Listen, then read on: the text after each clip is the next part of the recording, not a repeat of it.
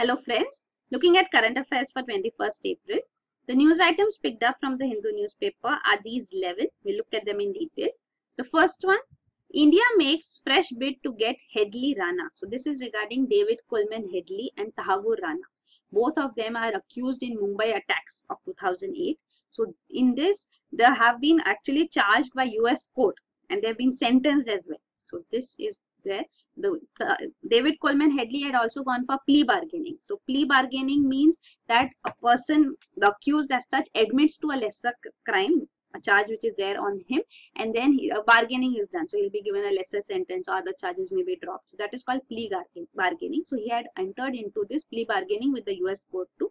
So both of them have been charged. You can see Rana is serving a 14-year term in US, and even Headley, who had entered into plea bargaining, he is sentenced to 35 years in prison in US court.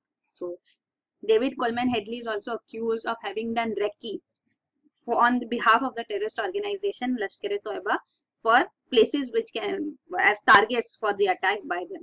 So these are charges. So actually what is happening is extradition efforts have been made earlier too, but they have not been responded to because USA also has this provision for double jeopardy. So double jeopardy clause is there in US law, even it is there in Indian law for that matter. So it means that no person can be sentenced for the same crime twice.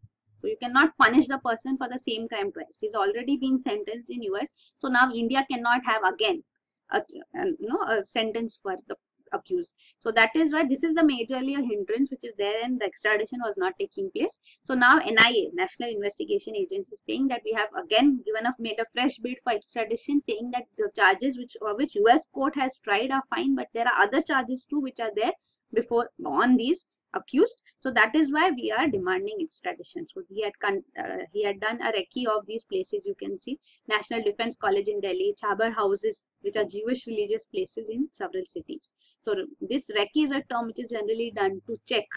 So that way, check which places can be picked up for attacks as such.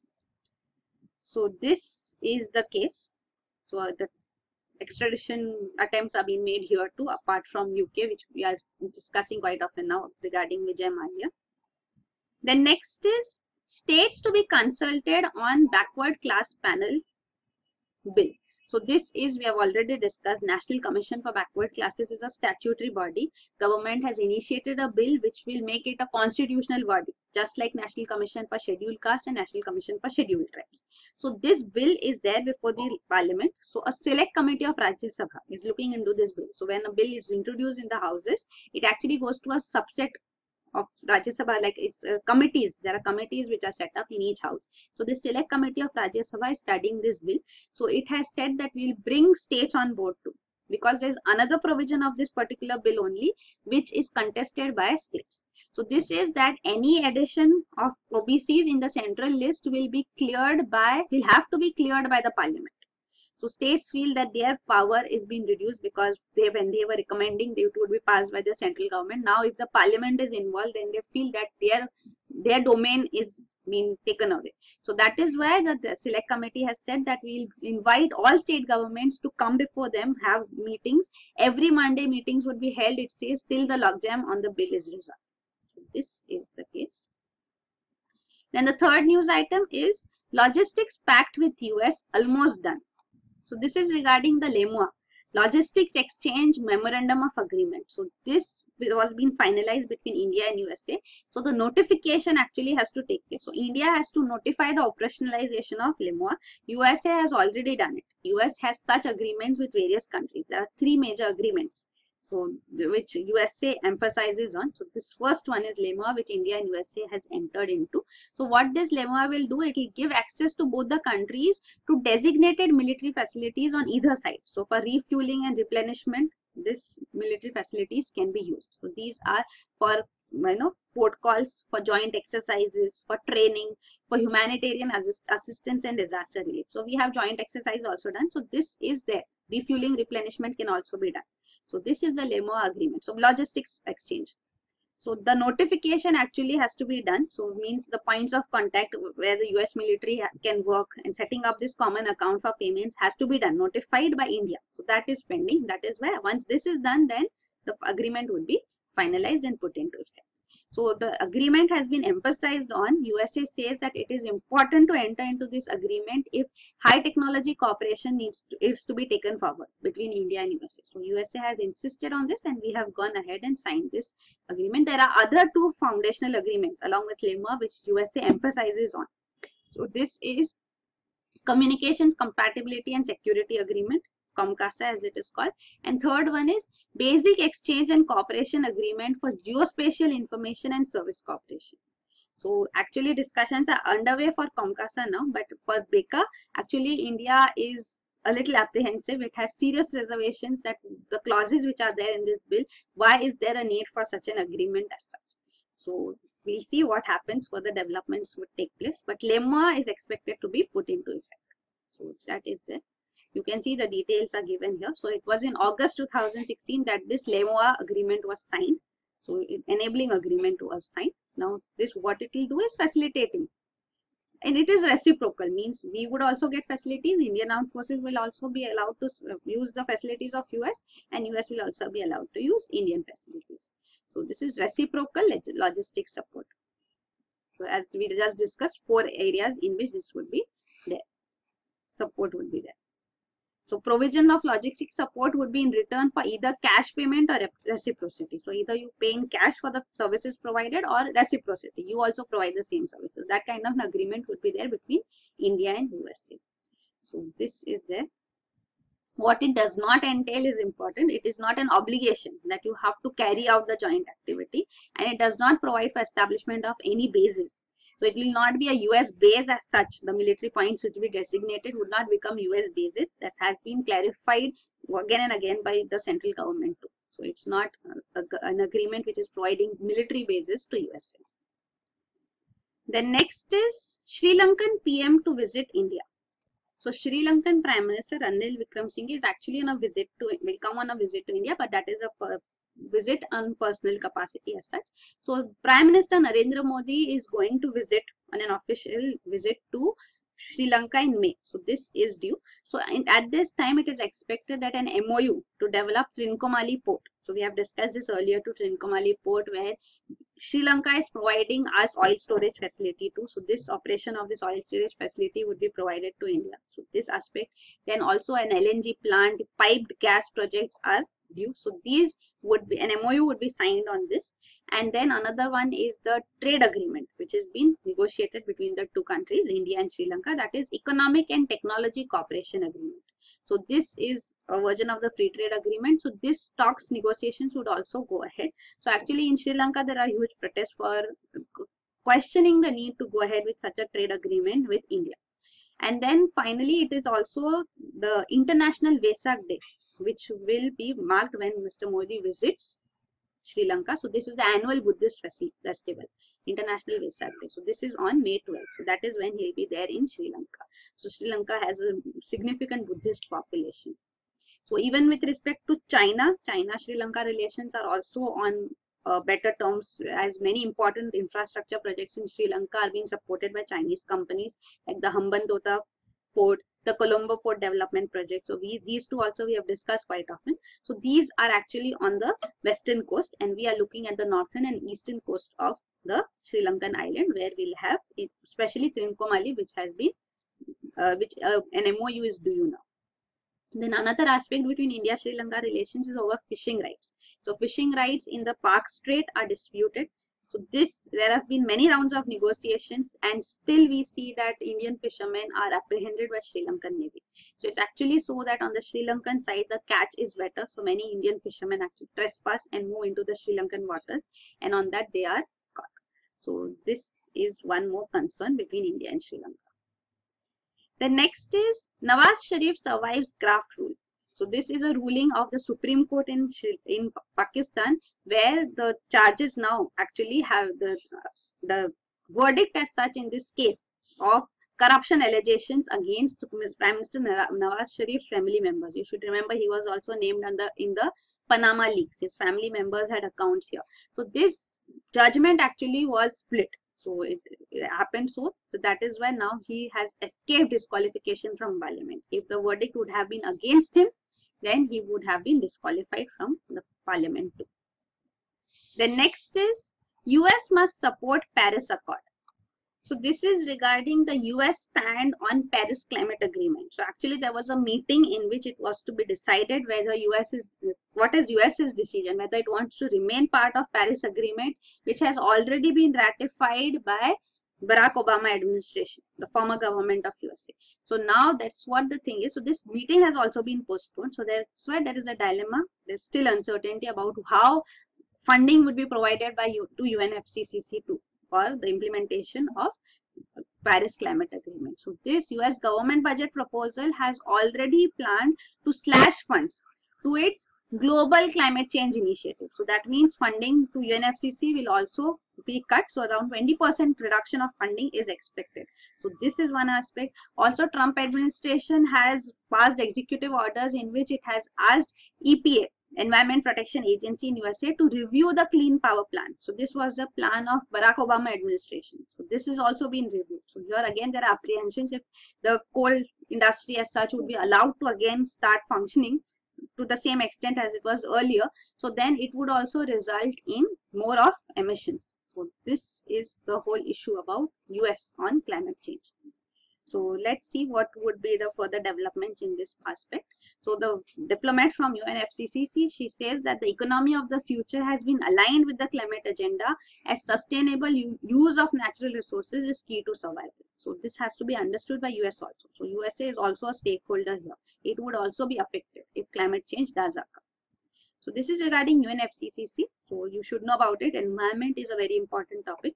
So it's an international environmental treaty negotiated at Earth Summit, Rio de Janeiro in Brazil. So this was in June 1992. So this came into force in March 1994. So UNFCCC's objective is to stabilize greenhouse gas concentrations in the atmosphere at a level that would prevent dangerous anthropogenic interference with the climate system. So this is a stated objective. There are no binding limits on greenhouse gas emissions under UNFCCC for individual countries. There is no enforcement mechanism also.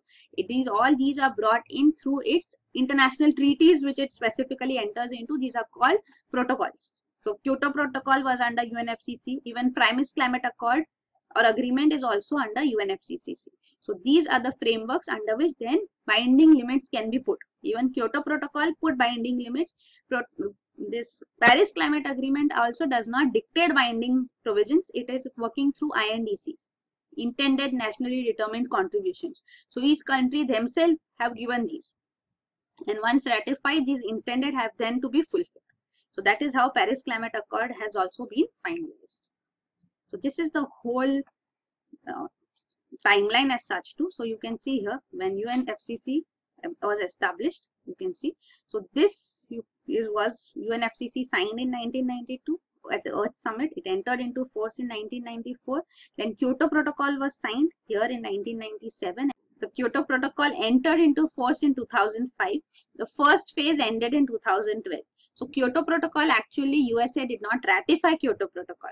Plus Canada withdrew from the protocol while it was in force. So these developments did take place. So now the Paris Climate Accord, which has been negotiated, it called for INDCs, intended nationally determined contributions, that countries themselves, because Kyoto Protocol had binding commitments for developed countries, they had to do emission reductions. But now Paris Accord calls for each country to put forth the intentions, intended nationally determined contribution. So you decide how will you contribute to climate change. So these INDCs have been accepted. Then once ratification is done, it becomes NDC. Now it is not intended. Now it is nationally determined contribution. So they will be reviewed every 5 years. The provisions are there under Paris Climate Accord. Even this has come into force from November 2016. Then next is India-EU likely to resume talks. So India-EU relations were on a back burner because of mainly even the Italian Marines crisis. So this was the case in which Italian Marines who were on a commercial vehicle off Kerala coast, they shot at 2 Indian fishermen who died. So they considered them to be pirates and they were shot at. So in this case, these Italian Marines were detained by Indian government. But Italy made a huge UN cry and they demanded the release of the Italian Marines. There was also a question on jurisdiction. So this dispute was also there. Eventually, these Marines have been released and they have returned back to Italy. So now since this has subsided. This crisis has subsided. The India-EU relations have also taken forward now. So the 14th India-EU summit will be held in New Delhi in 2017. Also, another issue is regarding negotiations on free trade agreement. India-EU free trade agreement, which is called bilateral trade and investment agreement, BTIA. So there also there are many disagreements as such over duties and market access amongst the two entities, India and EU. So this will also be negotiated. So this is the new fresh talks now which will emerge. Joint working groups are also there between India and EU for defense, for science and technology, for terrorism. So on these aspects we are cooperating. In trade negotiation, the new disagreements are also emerging now, additional points of disagreement.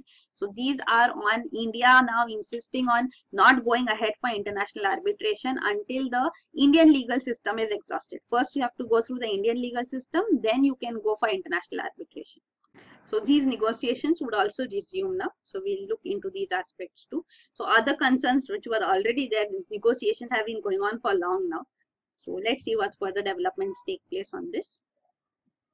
The next is Aus toughens citizenship test. So now Australia has toughened its citizenship provisions. So here new requirements have been put in that a person who is applying for citizenship for Australia, they should have Australian values. So it includes some requirements are like competent English is a requirement, belief in gender equality is another provision, and the qualification period for permanent residents, there should be permanent residents for applying for citizenship. This should be permanent residence for 4 years. Earlier it was only 1 year period permanent residency required. So now these citizenship provisions have also been toughened.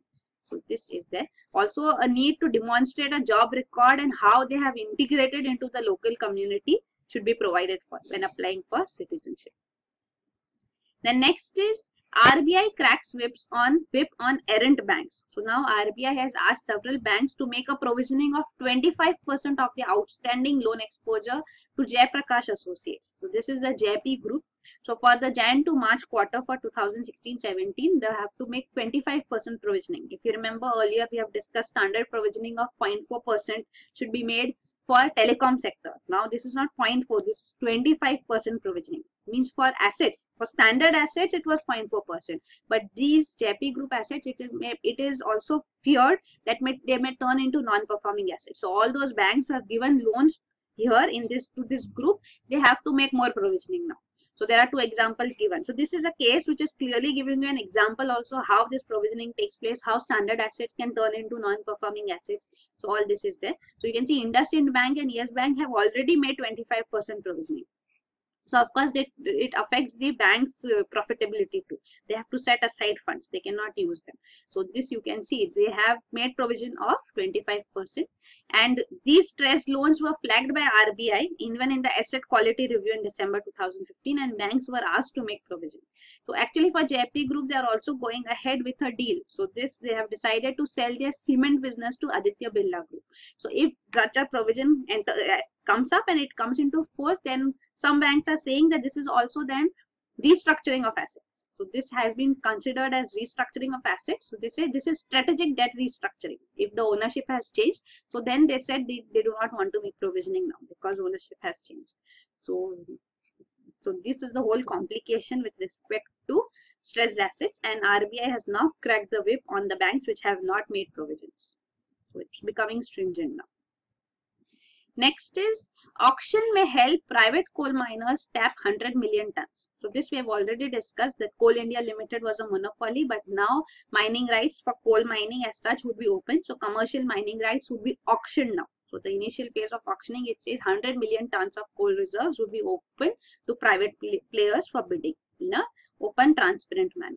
So since 1973, coal blocks were nationalized and Coal India Limited was the monopoly. This will change now. So they are saying that this competition may bring in positive disruption in the market. So positive disruption means changes would be there, but it would be positive.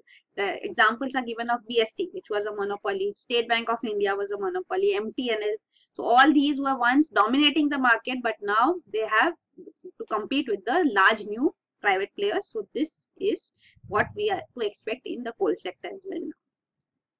And the last news item is China successfully launches first cargo spacecraft. So this is Tianzhou 1. So this is China's unmanned cargo spacecraft, which was launched through this rocket Long March 7Y2. So this from the Wenchang Space Launch Center of China. So this cargo ship will dock with the orbiting space station which China has already launched. So this is the Tiangong 2. So it will dock with this space station and provide fuel and other supplies. So this space experiments will be conducted before it comes back to Earth. So China wants to have a permanent space station by 2022. So for that, what is expected is that the refueling provisions should be there. So this refueling has to be developed. So that is why this has gone ahead with the Tianzhou 1 has been launched. So you can see the refueling will also is a very complicated process. China, if it is successful, it will become the third country with this technique to have mastered this technique apart from USA and Russia. So it says it will take around 6 days, several days for refueling to take place too. For docking, actually, it would take 6 days. So it's this Tianzhou 1 is heavier than Tiangong 2 too. So it is carrying all that payload. So this is there. China has other ambitions too. It wants to reach the moon. Then it wants to go to Mars. First Mars probe would be there around 2020. It would land on the dark side of the moon by 2018. So these are also on agenda. Means it has already landed on moon. This will be on the dark side of moon in 2018. It also wants its permanent space station to be ready by 2022. So this is being worked on. So that is it. These are the news items. Thank you.